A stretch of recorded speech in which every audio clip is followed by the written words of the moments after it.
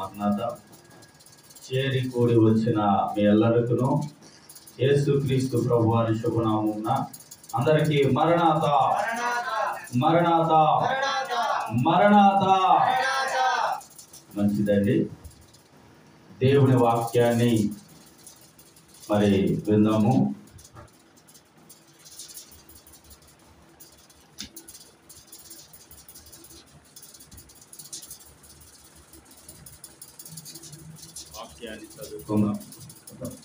వాక్యాన్ని చదువుకుందాము. పరమగీతము 4వ అధ్యాయము 16వ వచనాన్ని చదువుకుందాం. ఉత్తర వాయువు ఏ దేశము, దక్షిణ వాయువు వేంచేయము, నా ఉద్యానవనము మీద విసురుడి, దాని పరిమళములు వ్యాపింపచేయుడి. నా ప్రియుడు తన ఉద్యానవనమునకు వేంచేయును గాక, తనకిష్టమైన ఫలములను అతడు భుజించును గాక. చిన్న ప్రార్థన చేసుకుందాం. ప్రతి ఒక్కరు కళ్ళు మూసుకోండి. మరి వాక్య నిమిత్తమై చిన్న ప్రార్థన చేసుకుందాం. మహాపరిశుద్ధుడు అయిన తండ్రి, మహాగణుడు అయిన తండ్రి, నీకు స్తోత్రములు వందనాలు చెల్లిస్తున్నాం దేవా. రాత్రికాల సమయంలో రెండో రోజు ఉపవాస కూడికలోనికి ఇటు మమ్మల్ని తీసుకొని వచ్చే విధానాన్ని బట్టి స్తుతిస్తూ ఉన్నాం. అయా, మొదటి రోజు ఎంతో ఘనముగా జరిగించారు, అందరిని బట్టి వందనాలు తండ్రి. ఈ రెండో రోజు అయా ఉదయకాలపు కోడికను జరిగించారు, రాత్రి కాలపు కోడికను జరిగిస్తున్నందుకు వేలాది స్తోత్రాలు. అయా, ఈ సమయంలో వాక్యమును బోధించడానికి ఈ దీనుడికి మీరు ఇచ్చిన అవకాశం బట్టి వేలాది స్తోత్రాలు చెల్లిస్తున్నాం. ఆయన నిలబడేది నేను కానీ మాట్లాడేది నీవని సెలవిచ్చి ఉన్నావు. నీవే మాట్లాడు నాయన. మమ్మలను నీ సిలువ చాటున మరుగుపరుచుకునండి. మాకు ఆత్మబలమును, ఆత్మశక్తిని, ఆత్మ జ్ఞానమును ఇవ్వండి. మా నోటిని మీ బోరగా బలచండి. మీ శ్రేష్టమైన మాటలు సూటిగా, స్పష్టముగా, తేట తెల్లముగా నీ బిడ్డలకు తెలియపరచండి. ప్రతి విధమైన ఆటంకాలు కలిగించి అపవాది పిశాచి యంత్రములను నిర్వీర్యపరచండి. నీ సన్నిధి కాంతి నీ బిడ్డలందరి మీద ప్రకాశింపచేసి అయా నీ బిడ్డలందరినీ దీవించమని యేసు పరిశుద్ధ నామమున అడిగి వేడుకొంచున్నాం పరమ తండ్రి. ఆమేన్, ఆమేన్. మరి దేవుని వాక్యాన్ని విందాము శ్రద్ధ కలిగి. మరి కొద్ది నిమిషాలు నాకు ఇచ్చిన సమయాన్ని బట్టి దేవుని వాక్యాన్ని విందాము. మరి పరమగీతము 4వ అధ్యాయము మరి 16వ వచనము చదువుకున్నాం. అలాగే మత్తయి సువార్త 7వ అధ్యాయము 19వ వచనాన్ని చదువుదాం. మత్తయి సువార్త 7వ అధ్యాయము 19వ వచనం. మంచి ఫలములు ఫలింపని ప్రతి చెట్టు నరకబడి అగ్నిలో వేయబడెను. మంచి ఫలములు ఫలింపని ప్రతి చెట్టు నరకబడి అగ్నిలో వేయబడెను. కనుక మనము మంచి ఫలాలను ఫలించాలి. ఎలాంటి ఫలాలను ఫలించాలంట? అదే పరమగీతంలో చదువుకున్నాం. నా ప్రియుడు తన ఉద్యానవనమునకు వేంచేయును గాక, తనకిష్టమైన ఫలములను అతడు భుజించును గాక. మరి ఈ విషయాలు మనం ఈరోజు ధ్యానం చేద్దాం. మంచి ఫలాలు అంటే ఏమిటి? మరి ఎలాగ మనం మంచి ఫలాలను ఫలించాలి? మరి ఈ మంచి ఫలాలను ఎవరు స్వీకరిస్తూ ఉన్నారో దేవుని వాక్యం ద్వారా కొన్ని విషయాలను చూద్దాం. మరి ఫలాలు దేనికి కాస్తాయి? ఫలాలు దేనికి కాస్తాయండి? చెట్లకే కాస్తాయి, అవునా కదా? కనుక ఫలాలు చెట్లు కాస్తాయి కనుక ఒక చెట్టును చూద్దాం. ఒక చెట్టుని ఈరోజు మనం జ్ఞాపకం చేసుకుందాం. చూడండి, దేవుని వాక్యం చదువుదాం. మార్కు సువార్త 11వ అధ్యాయము. మార్కు సువార్త 11వ అధ్యాయము 12వ వచనం నుండి. మరునాడు వారు బేతనియ నుండి వెళ్ళుచుండగా ఆయన ఆకలిగొని ఆకులు గల ఒక అంజూరపు చెట్టును దూరము నుండి చూచి దాని మీద ఏమైనాను దొరికినేమో అని వచ్చిన దాని యొద్దకు వచ్చి చూడగా ఆకులు తప్ప మరేమీ కనబడలేదు. అనగా అది అంజూరపు పండ్ల కాలము కాదు. అందుకైన ఇక మీదట ఎన్నటికి నీ పండ్లు ఎవరును తినుకుందురు కాక అని చెప్పాను. ఇది ఆయన శిష్యులు వినిది. దేవుని స్తోత్రం చేద్దాం. మరి యేసు క్రీస్తు ప్రభువారు ఒక రోజంట ఎక్కడి నుండి వెళ్తున్నారు? బేతనీ నుండి ఆయన వెళ్తూ ఉండగా చాలా దూరం నుండి ఒక చెట్టు కనబడిందంట. ఆయనకి ఆకలేసి అనుకున్నాడంట. మనస్సులో అనుకున్న మాటలు ఇవి. ఆకలేసి మనసులో అనుకున్నాడు. దూరంగా చెట్టు కనపడుతుంది, ఆకులు పచ్చగా ఉంది, చక్కగా ఎదుగుంది చెట్టు. దానికి ఏమన్నా కాయలుంటే కోసుకొని తిని ఆకలి తీర్చుకుందాం అనుకున్నారంట ప్రభు. అనుకొని దగ్గరికి వెళ్ళి చూస్తే దానికి ఆకులు తప్ప కాయలేమి, ఒక్క కాయ కూడా లేదు. అయితే ప్రభు అన్నాడు, ఇదేంటి కాయలుంటి అనుకున్నాను, ఒక కాయ లేదు దీనికి. కనుక ప్రభు అన్నాడు, దాన్ని ఇక మీదట ఎన్నటికి నీ కాయలు ఎవరో ఇక తినకుందురుగాక అని దాన్ని చెప్పించాడు. అయితే ఇంకో మాట రాయబడింది, అది అంజూరపు పండ్ల కాలము కాదు. చూసిన చెట్టు ఏ చెట్టు? అంజూరపు చెట్టు. కనుక అది అంజూరపు పండ్ల కాలము కాదు. మరి కొన్ని చెట్లు కాలమానం ప్రకారం కాస్తాయి, కొన్ని చెట్లు నిత్యము కాస్తూనే ఉంటాయి. మరి చిన్న ప్రశ్న, నిత్యము కాసే ఒక చెట్టు పేరు ఏం చెప్తారా? చాలా చక్కగా చెప్తున్నారు, మీరు చాలా తెలుసు. మరి అలాగే జాన్ చెట్టు కూడా నిత్యం కాస్తానే ఉంటది, కాలమానమే ఉండదు. కాస్తాయి, కొన్ని ఎక్కువ సమయం కాస్తా ఉంటాయి. అలాగే కొన్ని చెట్లు కాలమానం ప్రకారం కాస్తాయి. వాటిలో మనం చెప్పుకోవాలంటే మామిడి చెట్టు ఇదివరకు కాలంలో, మొన్నటి వరకే. మరి మామిడి చెట్టుకి ఒక కాలం ఉంది, మరి వేసవి కాలం అంటాం. ఆ కాలంలో మాత్రమే దాని కాయలు మనకి దొరుకుతాయి. అలాగే ఈ అంజూరపు చెట్టు కూడా మరి దానికి కాలమానం ప్రకారం కాస్తుంది అని వాక్యం రాయబడి ఉంది. మరి మనమైతే చూడలేదు, మనం వెళ్ళలేదు కనుక వాక్యం ఏముందంటే అది అంజూరపు పండ్ల కాలము కాదు. అంటే అంజూరపు పండ్ల కాలములో అయితే అది కాసి ఉండేది మనం అనుకుందాం, అవునా కదా? అప్పుడు కాయలేదంట, అప్పుడు కాయలేదు. అయితే అది అంజూరపు పండ్ల కాలము కాదు. ఇప్పుడు మన నూజివీడి కానీ ఇంకా ఇతర ప్రాంతాలకు వెళ్ళి మామిడి చెట్లు చూస్తే కాయలు ఉంటాయా? ఉండవు. ఎందుకంటే దాని కాలమానం అయిపోయింది, దానికి కాయ లేదని ఇప్పుడు కాయదు అని అనుకోవడం పొరపాటు, అవునా కదా? అంటే దేవునికి తెలియదనా? అంటే అంజూరపు పండ్ల కాలంలో అది కాసింది, ఇప్పుడు కాయదని దేవునికి తెలీదా? ఆయన సర్వాంతర్యామి, అన్నీ తెలుసు. అయినా ప్రభు ఏమన్నాడంటే, ఇక మీదట ఎన్నటికి నీవు కాపు కాయక ఉండువు కాక. అది అంజూరపు పండ్ల కాలము కాదని ప్రభువుకు తెలిసిన దాన్ని శపించినట్లుగా మనం చూస్తూ ఉన్నాం. అయితే ఈ చెట్టు ఎక్కడ ఉంది? ఇది త్రోవ పక్కన ఉంది, దారి పక్కన ఉంది. ఇది దారి పక్కన ఉన్న అంజూరపు చెట్టు.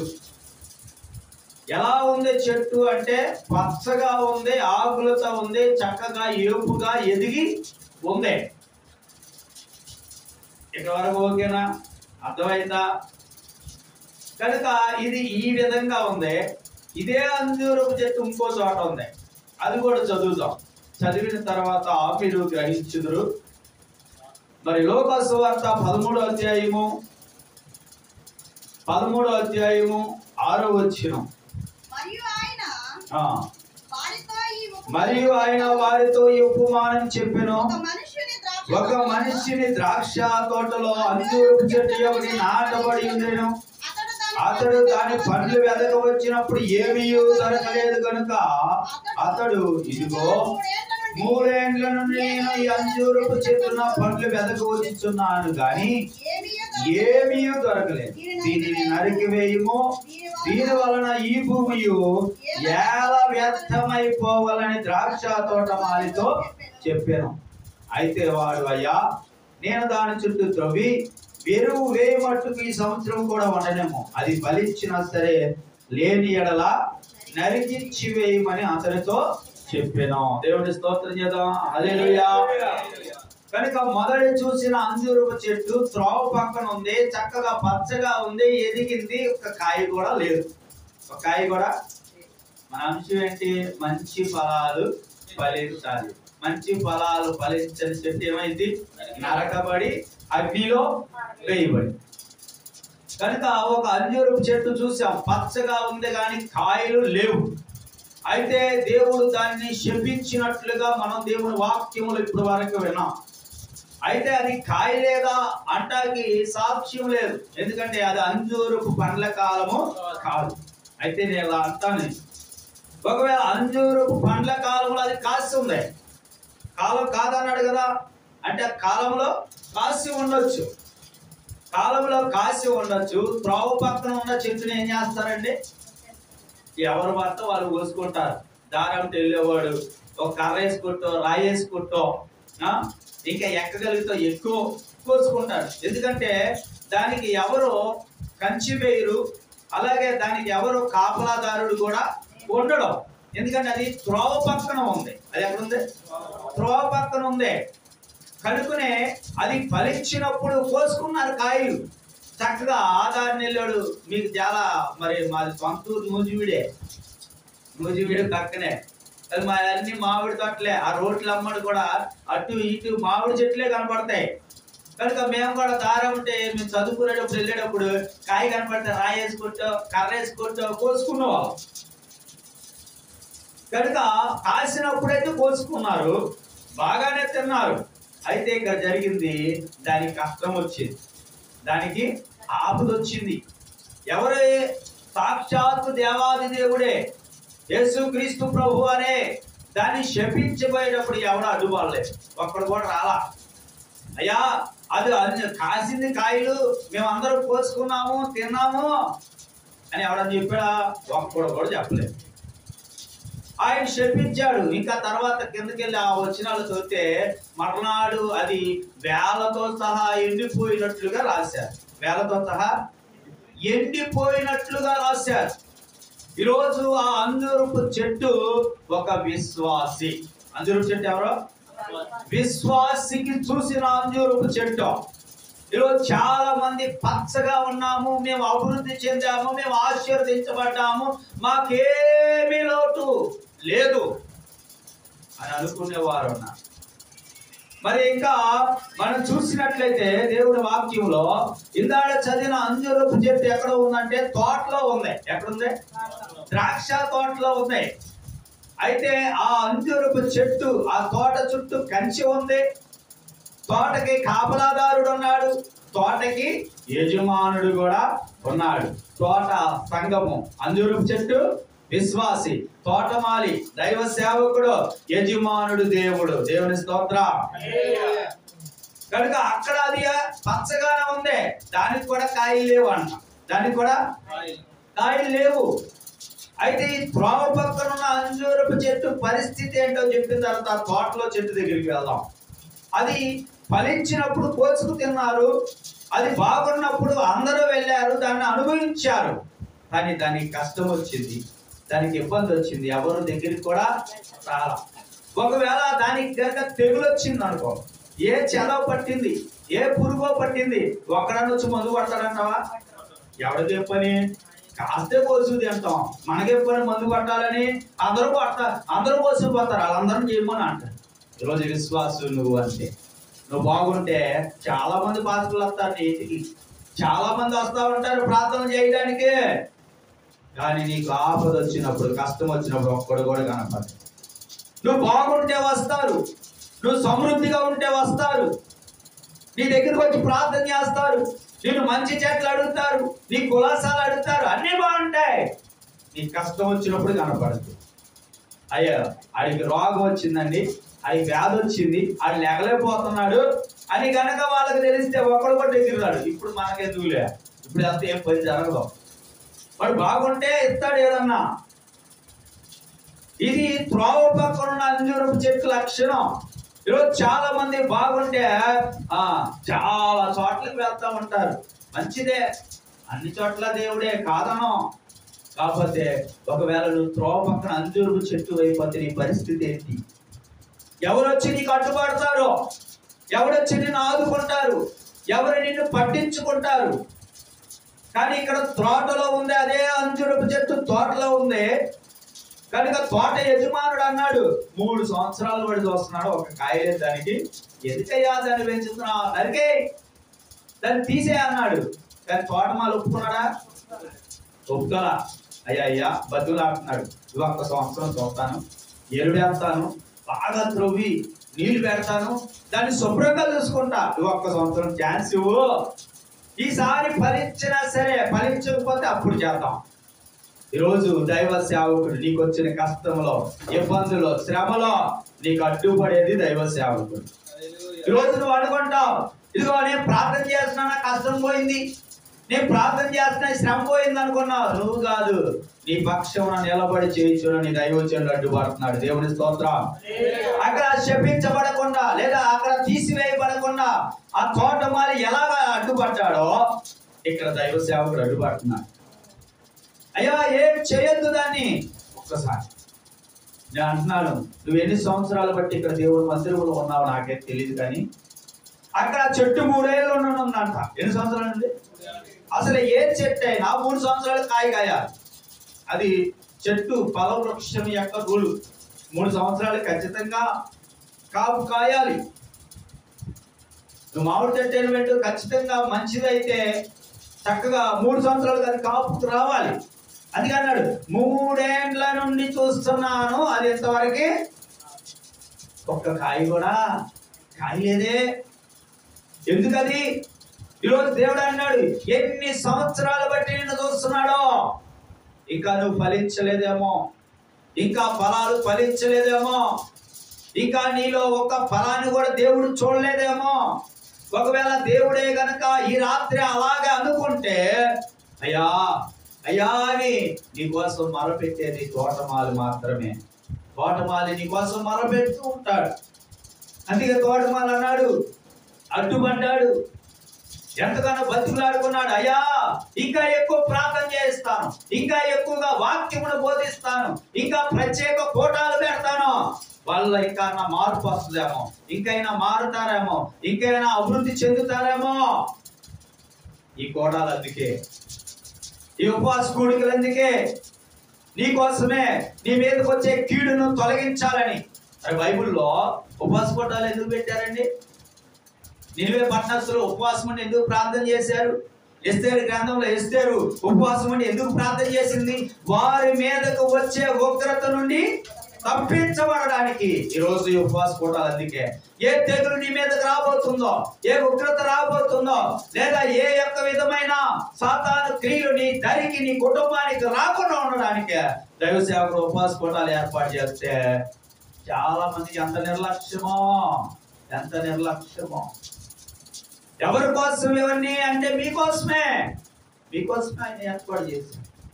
మీరు ఎక్కడ ఏ విధమైన శాపానికి గురవ్వకూడదు, ఏ తెగులు మీ దరి దాపుల్లో కూడా రాకూడదని ప్రత్యేకంగా ఉపవాసం ఉండి ప్రార్థన చేయిస్తూ, మీరు ప్రార్థన, మీతో ప్రార్థన చేయిస్తూ, ఆయన చేస్తూ ఎంతగా శ్రమ పడుతూ ఉంటే ఈరోజు చాలా మందికి నిర్లక్ష్యం. కనుక ఈ తోవ ప్రక్కన ఉన్న అంజూరపు చెట్టు ఒకటైతే, ద్రాక్ష తోటలో ఉన్న అంజూరపు చెట్టు మరొకటి. రెండింటికి ఏమి లేవు, ఫలాలు లేవు, కానీ దానికి ఎవరు కాపాడే వాళ్ళు లేరు, దీనికి కాపుదల ఉంది. అది తేడా.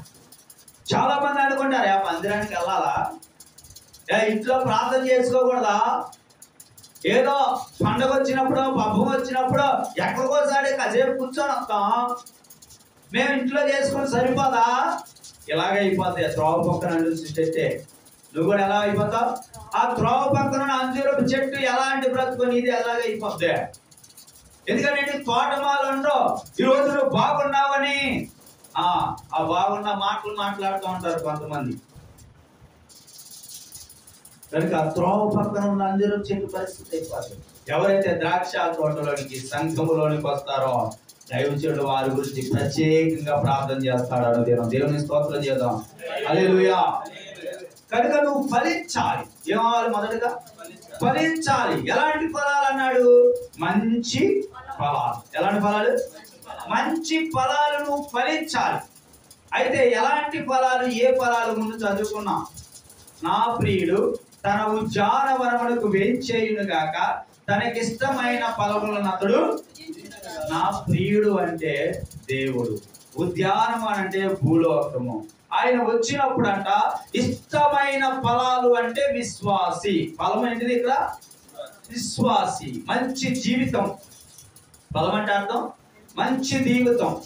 మరి ఎలాంటి ఫలాలను ఫలించాలి అంటే మనందరూ తెలుసు. గలతీ పత్రిక 5:22 ఉంటాయి ఆత్మ ఫలాలు. ఏం ఫలాలు అవి? 9 ఉన్నాయి. ప్రేమ, సంతోషము, సమాధానము, దీర్ఘశాంతము, దయాళత్వము, మంచితనము, విశ్వాసము, సాత్వికము, ఆశా నిగ్రహము. ఈ ఫలాలు నీలో తోస్తాడు. నువ్వు ఎన్నాళ్ళు బట్టి వస్తున్నావు? నీలో ప్రేమ ఉందా? ఈరోజు సంఘంలో ప్రేమలు ఉండట్లేదు. చాలా మందిలో ప్రేమలు కరువైపోయినాయి. సంఘాల్లో కూడా ప్రేమలు ఉండట్లేదు. సంఘంలో ఒకరంటే ఒకరు పర్ణేళ్ళు చాలా ఉన్నాయి. సంఘాల్లో చిన్నయే కానీ పడతలేదు. ఈరోజు ఆవిడ పాడేస్తే నాకు ఇవ్వా పాట ఇవ్వతే రాదు. మళ్ళీ ఆవిడ ప్రార్థన అంటే వీళ్ళిద్దరికి పడదా. ఇక్కడ వంతు. ఎక్కడ వంతు? సంఘంలో వంతు. కనుక నీలో ప్రేమ లేదేమో. ప్రేమ అనే ఫలాన్ని దేవుడు చూస్తాడు. నువ్వు ఫలించలేదనుకో ఏం చేస్తాడు? నరికి అగ్నిలే. కనుక దైవజనుడు అయ్యా వీరు ఫలించాలి నాయన, వీరు ఫలించాలి, నీవు కోరుకున్నట్లుగా వీరు జీవించాలి, నీకు ఇష్టమైన రీతిలో వీళ్ళు బ్రతకాలి, వీరి బ్రతుకులు మార్చబడాలి అని దైవజనుడు నిరంతరం మీకోసం ప్రార్థన చేస్తాడు. ఫలించాలి, ఫలించాలి. కనుక ఈ రోజు సేవకుని చెప్తున్నాను, ప్రేమ అనే ఫలము ఫలించావా? ప్రేమ. రోజు ఇంతమంది కూర్చున్నావు, నువ్వు అందరినీ ప్రేమించగలవా?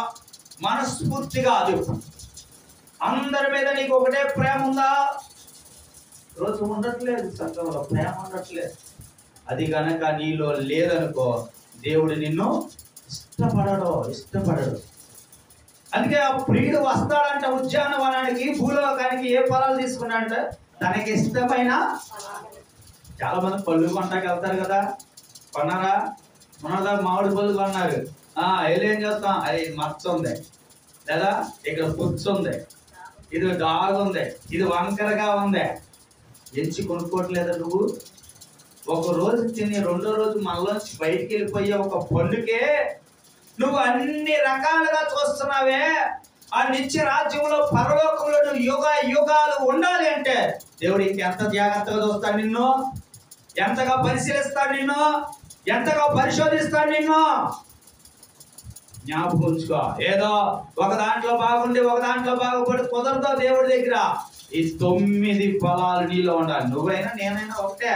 దేవుడికి ఎవరు తేడా లేదు. నువ్వేంటి విశ్వాసవి, నేను కాపరిని, అంతే తేడా దేవుడి దృష్టిలో. ఇంకేమి? పరలోకానికి వెళ్ళాలన్నా నీలో లక్షణాలు ఉండాలి, నాలో కూడా ఉండాలి. ఆ లక్షణాలు అన్నీ చూస్తాడు దేవుడు. ఒకరోజు నువ్వు తినే ఆ పండుగే అన్ని క్వాలిటీలు చూస్తే నీ యొక్క యుగాలు ఉండే దేవుని రాజ్యంలో నీలో ఎన్ని చూస్తాడంట దేవుడు. ఇంకా ఎంతగా ఉండాలని కోరుకుంటాడు. తప్పేమన్నా ఉందా దీంట్లో? దేవుడు ఇచ్చిన తప్పు లేదు. అందుకే అన్నాడు, నా ప్రియుడు తన ఉద్యానవనమునకు వేంచేయునుగాక, తనకిష్టమైన ఫలములను అతడు భుజించునుగాక. దేవుడి స్తోత్రం. కనుక నువ్వు ఇష్టమైన ఫలముగా ఉండాలి, దేవుడికి నచ్చే ఫలముగా ఉండాలి. ఆ ఆత్మ ఫలాల్లో ఉన్న 9 లక్షణాలు నీలో ఉండాలి ఖచ్చితంగా. దానికోసం దైవజనులు ప్రయాసపడుతున్నారు. దేవుని స్తోత్రం. అనేది ఆస్తి సంపాదించాలన్నా, మేడలు మిద్దిలు కట్టాలన్నా కాదు.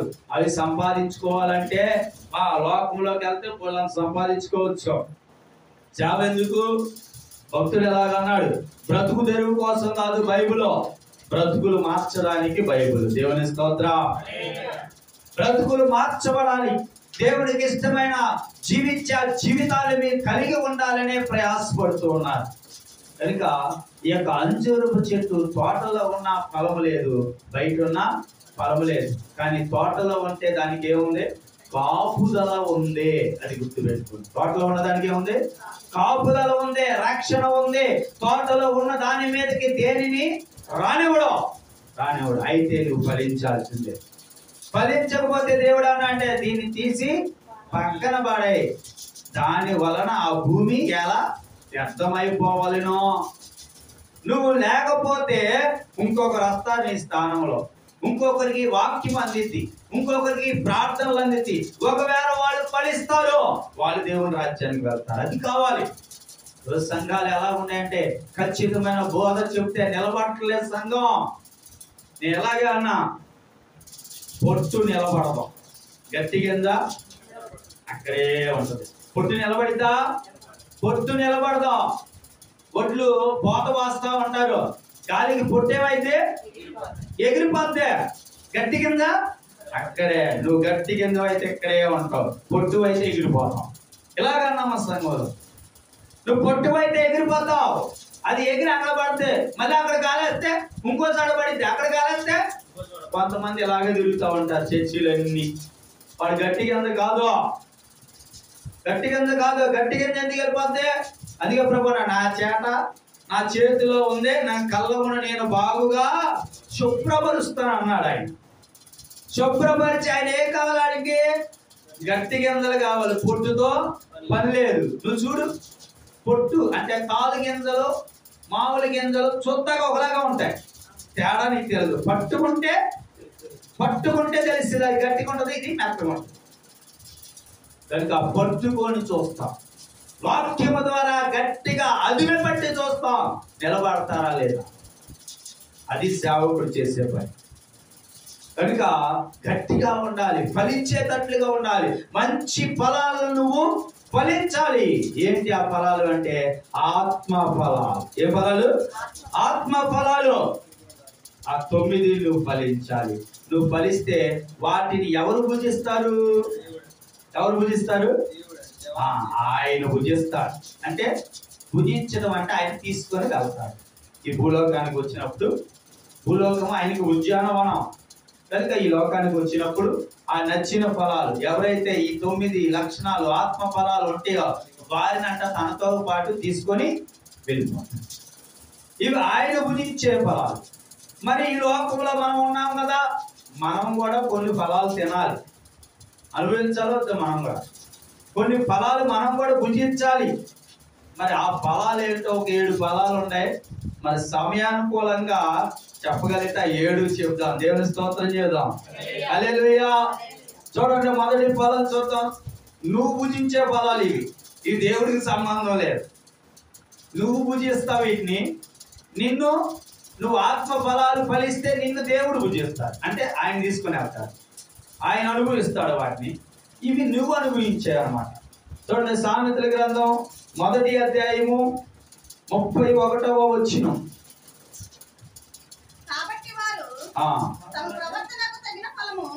కాబట్టి వారు తమ ప్రవర్తనకు తగిన ఫలము అనుభవించెదరు. దేవుని స్తోత్రం చేద్దాం. ఏం ఫలం అంటే? మొదటిది ప్రవర్తనకు తగిన ఫలము. నువ్వు ఎలాగ ప్రవర్తిస్తున్నావో, నువ్వు ఎలాగ నడుచుకుంటున్నావో, నువ్వు ఎలాగ జీవిస్తున్నావో దానికి తగిన ఫలాన్ని నీవు అనుభవిస్తావు. మంచిగా ప్రవర్తిస్తావు అనుకో, మంచి ఫలాన్ని అనుభవిస్తావు. నువ్వు చెడ్డగా ప్రవర్తిస్తే నీది చెడ్డ ఫలాన్ని నువ్వు అనుభవించాల్సిందే. ఇది కాదు లేదు అంటానికి కుదరదు. ఇది కుదరని పనే. నేను చెడుగా జీవిస్తాను, నాకు మంచి జరగాలంటే కుదరదు దేవుడి దగ్గర. నీ ప్రవర్తన ఎలా ఉంటే ఆ ఫలం కూడా అలాగే ఉంటుంది. ఆ ఫలం కూడా అలాగుంటది. నీ ప్రవర్తనకు తగినట్లుగానే ఫలం ఉంటుంది. కనుక అది మార్చబడదండి. దేవుని స్తోత్రం. కనుక మన ప్రవర్తన చాలా జాగ్రత్తగా చూసుకోవాలి. మన ప్రవర్తన చాలా జాగ్రత్తగా చూసుకోవాలి. మరియు ముఖ్యంగా దేవుని మందిరములో మరీ జాగ్రత్తగా చూసుకోవాలన్నాడు. ప్రసంగి గ్రంథం 5వ అధ్యాయం 1వ వచనంలో ఉంటది, నువ్వు దేవుని మందిరములకు పోగునప్పుడు నీ ప్రవర్తన జాగ్రత్తగా చూసుకో. ఎంతమంది చూసుకుంటున్నాడు? దేవుని మందిరానికి వచ్చినప్పుడు ప్రవర్తన ఎంతమంది జాగ్రత్తగా చూసుకొని వస్తున్నారు? అయ్యో, నేను దేవుడి మందిరానికి వెళ్తానే నా ప్రవర్తన ఎలాగుంది అని ఒకసారి నువ్వు పరిశీలించుకున్నావా? కనుక జాగ్రత్త. దేవుని మందిరంలోనికి వచ్చినప్పుడు చాలా జాగ్రత్తగా ఉండాలి. నేను ఈ జాగ్రత్తల మీద 7 విషయాలు చెప్పా, ఎక్కడెక్కడ జాగ్రత్తగా ఉండాలి. కనుక వాటిలో ప్రధానమైనది దేవుడి మందిరంలోనే. ఇక్కడ దేవుడు ఉంటాడు. కొంతమంది ఇక్కడ ప్రవర్తన జాగ్రత్తగా చూసుకోరు. ఎలా పడితే అలాగ మాట్లాడటం, ఎలా పడితే అలాగ కూర్చోవటం, ఎలా పడితే అలాగ లోపలికి బయటికి తిరుగుతాం. జాగ్రత్త. దానికి తగినట్టుగా కూడా ఫలము ఉంటుంది. దేవుని మందిరం అంటే ఆయన ఇల్లు అని దేవుని వాక్యం రాయబడి ఉన్నది. ఆ దేవాది దేవుడు ఉండే ప్రాంతంలో నువ్వు ఎలా ఉండాలి? అసలు నీకు అవకాశం ఇవ్వడమే గొప్ప విషయం. ఇచ్చిన తర్వాత నువ్వు ఎలా ఉండాలి? చాలా జాగ్రత్త. లోకంలో చాలా మంది ఉన్నారు, వాళ్ళందరికీ లేదు ఈ అవకాశం. నీకు ఇచ్చాడు దేవుడు, నువ్వు ఉపయోగించుకోవద్దా? కనుక నీ ప్రవర్తన చాలా జాగ్రత్తగా ఉండాలి. ప్రవర్తనకు తగిన ఫలాన్ని నీవు అనుభవిస్తున్నావు.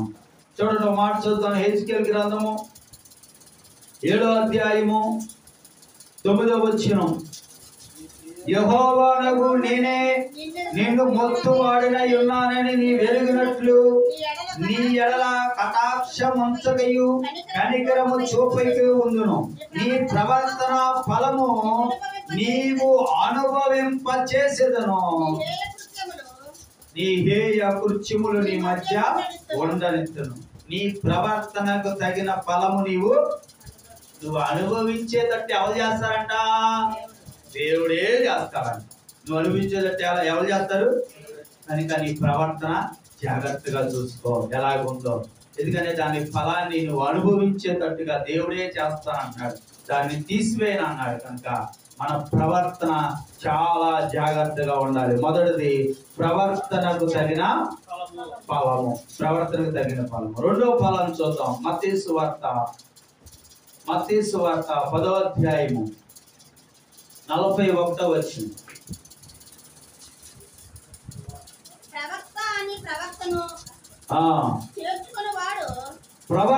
ప్రవక్తను చేర్చుకుని వాడు ప్రవక్త ఫలము పొందును. దేవుని స్తోత్రం. మొదటిది ప్రవర్తన ఫలము, రెండవది ప్రవక్త ఫలము. ఎవరి ఫలము?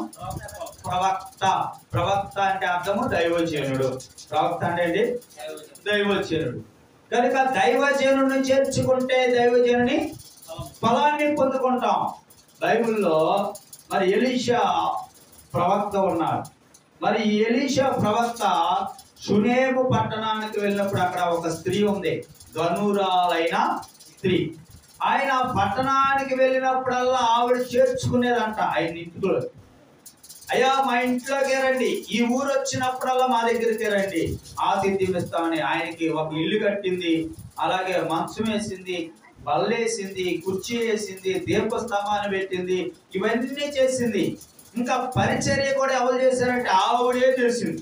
ఆయన పరిచర్య ఆవిడే చేసింది. ఆవిడ గొప్ప గనురాలు, ధనవంతురాలు, చాలా ఆస్తి ఉంది, పనులు ఉన్నారు. కానీ మీరు చేయండి అని అనలేదు. ఎవరు చేసారు? ఆవిడే చేసింది. ఆవిడే ఆ పనంతా ఆవిడే చేసింది.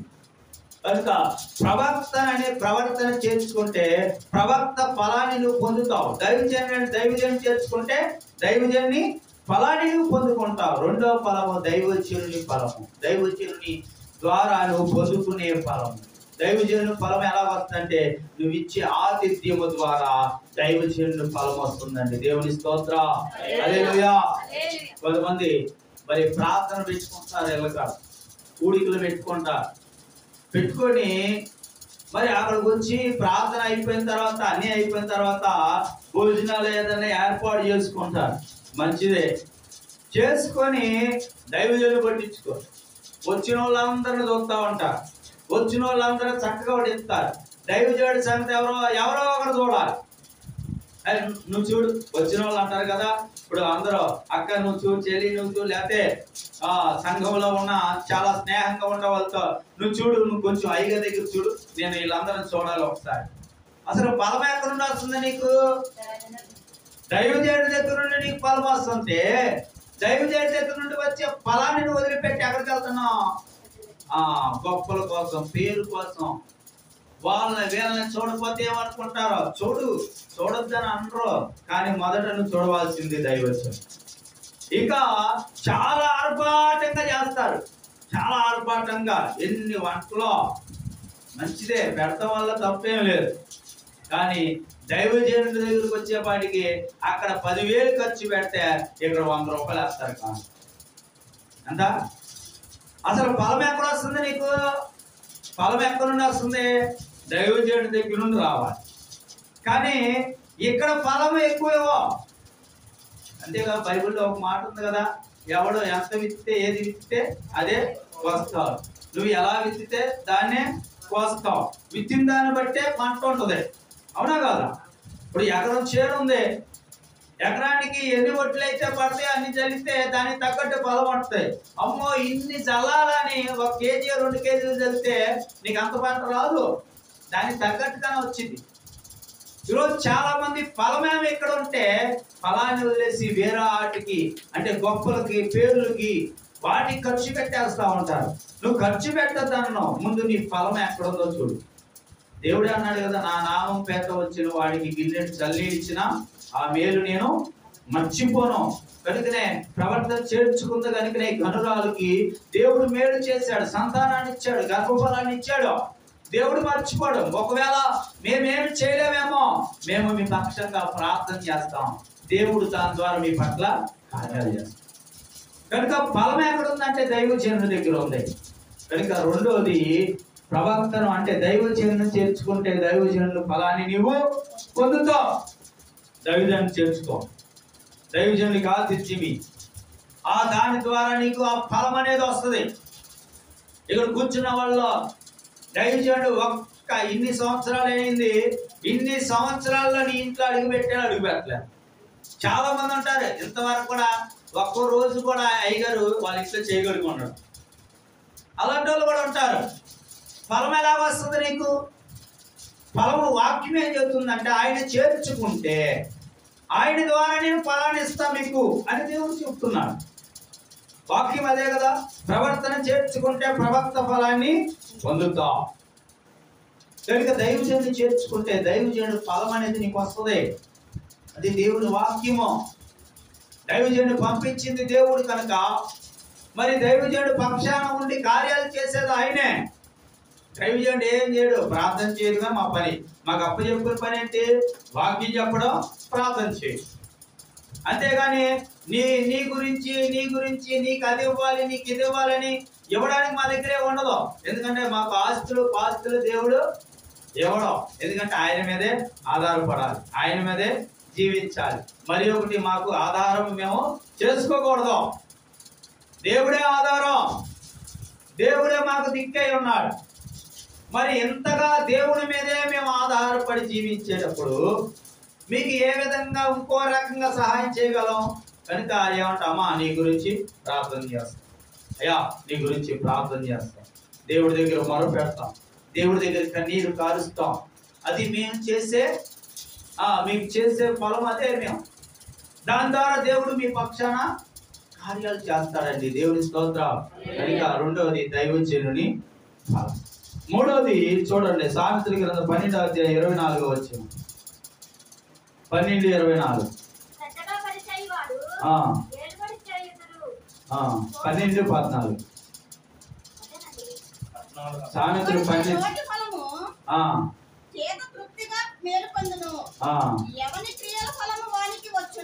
ఒకరి నోటి ఫలము చేత తృప్తిగా మేలు పొందును. నోటి ఫలము ఏ ఫలం? అది నోటి ఫలము.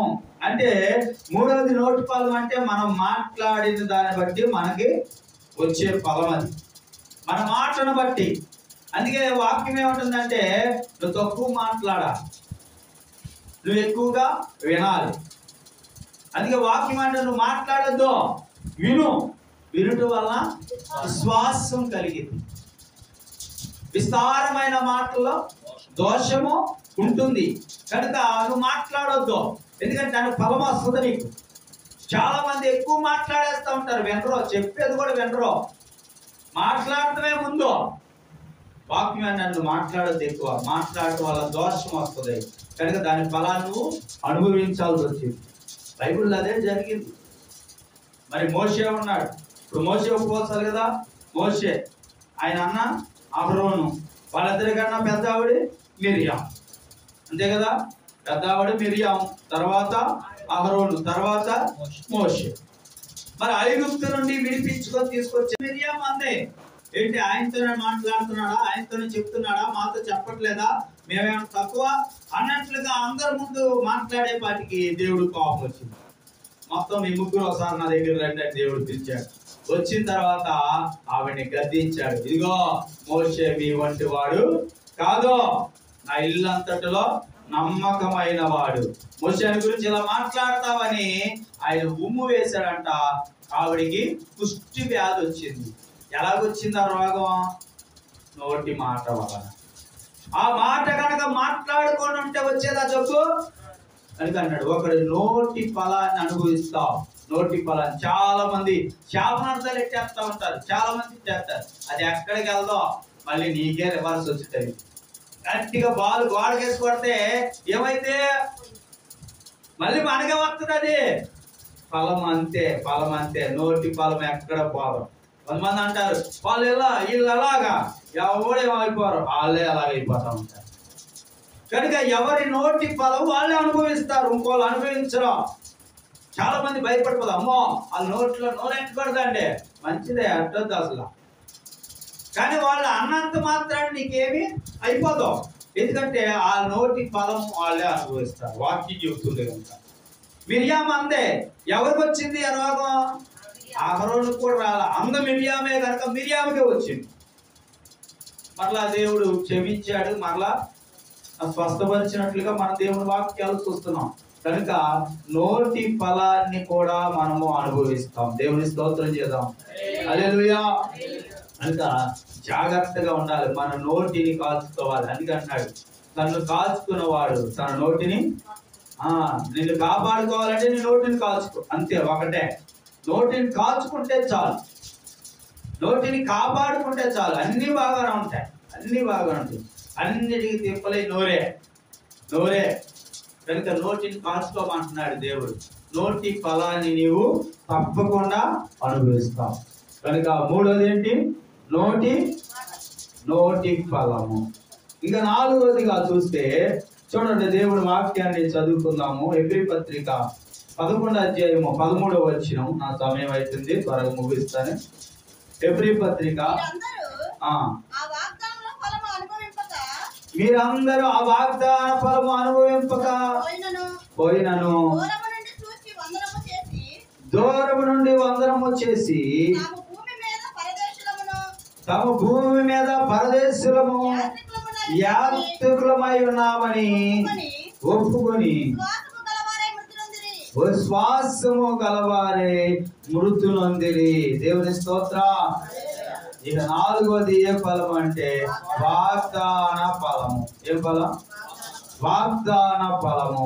మరి చాలా మంది మనందరం వాగ్దానాలు తీసుకుంటాం. అయ్యగారు కూడా నెల నెల ఒక వాగ్దానపు వాక్యం మీకు చెప్తాడు. మరి ఎంతమంది నమ్ముతున్నారు వాగ్దానం? ఎంతమంది నమ్మి ప్రార్థన చేసుకున్నారు? కనుక నువ్వు వాగ్దానాన్ని నమ్మి కనుక ప్రార్థన చేసుకుంటే ఖచ్చితంగా వాగ్దానం నీ జీవితంలో నెరవేర్చబడుతుంది. అంటే నువ్వు ఆ వాగ్దాన ఫలాన్ని పొందుతావు.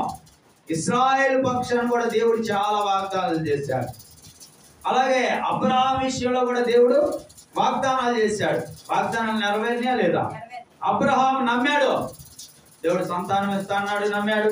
నా సంతానానికి విస్తరింపజేస్తానన్నా నమ్మాడు. నువ్వు బహు ధనవంతులు అవుతావని చెప్పినా నమ్మాడు.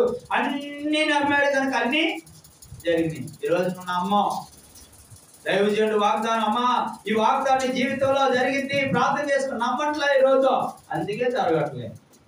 కనుక వాగ్దాన ఫలము నువ్వు పొందుకోవాలి. వాగ్దానాల దగ్గర అంట మనం ఎలాగ ఉండాలంటే భటుల్లాగా నిలబడి ఉండాలంట. దైవజనులు దేవదాసయ్య గారు రాసిన పాటలో ఉంటది, మరి బహుగా ప్రార్థన చేయడం అనే పాటలో, వాగ్దానములు నమ్ముడి, వాగ్దానములు జరగవలసి ఉన్నది కనుక వాటి ఎదుట నువ్వు భటులులాగా నిలబడి ఉండాలి. అవి జరిగే వరకు, నెరవేర్చే వరకు నువ్వు ఎలాగా అయ్యా జరిగించని ఒక భటుడు నిలబడినట్లుగా వాటి కోసం వేచి చూడాలి, కానీ వెనక్కి వెళ్ళిపోకూడదు, విసుక్కోకూడదు. దేవుని స్తోత్రం, హల్లెలూయా. కనుక నాలుగోది వాగ్దాన ఫలము. ఏ ఫలము? వాగ్దాన ఫలము. కనుక వాగ్దానాలు మన జీవితంలో నెరవేరుతాయి. మరి మా సంఘంలో మడిచెర్లలో ఒక ఆవిడ ఉంది. మరి ఆవిడకి పెళ్ళయి 8 సంవత్సరాలు, పిల్లలు లేరు. ఆవిడకి పెళ్ళైన 3వ సంవత్సరంలోనో 2వ సంవత్సరం నేను వెళ్ళా, 3వ సంవత్సరంలో. అప్పటి నుండి ఆవిడ ప్రార్థన చేయించుకుంటానే ఉండేది. అలాగే దేవుడు అనేక రీతిలో వాగ్దానాలు ఇస్తూ ఉండేవాడు, ప్రార్థన చేసుకునేది, బాగానే ఉన్నది. ఆ మధ్యకాలంలో ఒకసారి ఆవిడికి గర్భఫలం వచ్చింది. గర్భఫలం ఇచ్చాడు, సంతోషించాం. దేవుడు చక్కగా గర్భఫలం ఇచ్చాడు, ప్రార్థన చేసే వాగ్దానం. అయితే అది మరి 3వ నెల వచ్చేపాటికి ఆవిడకి బాగా బెడ్ రెస్ట్ వచ్చేసింది. దానివల్ల అబార్షన్ చేయాల్సి వచ్చేసింది. తీసేయాలి, లేకపోతే ఇబ్బంది పడిపోతాం అని చెప్పి గర్భాన్ని తీసేశారు. చాలా బాధపడింది. అయినా మరి ఒకసారి దేవుడు తన వాగ్దానం ఇచ్చాడంట. నమ్మింది, ప్రార్థన చేసుకుంటుంది, ఆ వాగ్దానం మీద నిలబడి మరలా దేవుడు గర్భఫలాన్ని ఇచ్చాడు. మీరు అనుకోవచ్చు, సహజమేనంటే గర్భఫలాలు ఇస్తానే ఉంటాడు. అయితే అక్కడ జరిగేది ఏంటంటే, తన భర్త యొక్క అన్నదమ్ములు 6. ఎంతమంది? 6. 6లో ఒక్కడికే పిల్లలు, మిగతా వాళ్ళకి లేదు. ఎలా ఉండదు అంటారు మిగతా వాళ్ళ పరిస్థితి? 6లో ఒక్కడికే పిల్లలు, మిగతా వాళ్ళకి లేరు. చాలా సంవత్సరాలు అయింది. ఈవిడ కూడా ఇక నా పరిస్థితి కూడా అదే అనుకుంటుందా అనుకోదా? దేవుడు ఏమో ఇస్తానన్నాడు, అందరికేమో లేదు. నమ్మే పరిస్థితి, నమ్మని పరిస్థితి. కానీ ఆ బిడ్డ నమ్మింది, ఆ వాగ్దానం నమ్మింది, ప్రార్థన చేసుకుంది. దైవజనుడి ద్వారా పలికించిన వాగ్దానం నమ్మి ప్రార్థన చేసుకోవడం బట్టి రోజు దేవుడు గర్భఫలాన్ని ఇచ్చారు. 9వ నెల, నిన్నే 9వ నెలలోకి వచ్చింది. మళ్ళీ 4-5 రోజుల డెలివరీ కనుక నిన్న కృతజ్ఞత కూడికి పెట్టుకుంది. దేవుని స్తోత్రం. అంటే నువ్వు నమ్మాలి, వాగ్దానం నమ్మాలి. నేను అలాగన్నా వాళ్ళ యొక్క చిన్న కొడుక్కి, వాళ్ళు మరి మాటలు బయటకు వద్దులే కానీ వాళ్ళ హైందువులు, దేవుణ్ణి ఎరగని వారు కనుక వాళ్ళ అమ్మ వాళ్ళ పిల్లలందరికీ చంద్రపులో పెళ్లి చేసింది. అందరికి అక్కడ పెళ్లిళ్ళు చేస్తారు.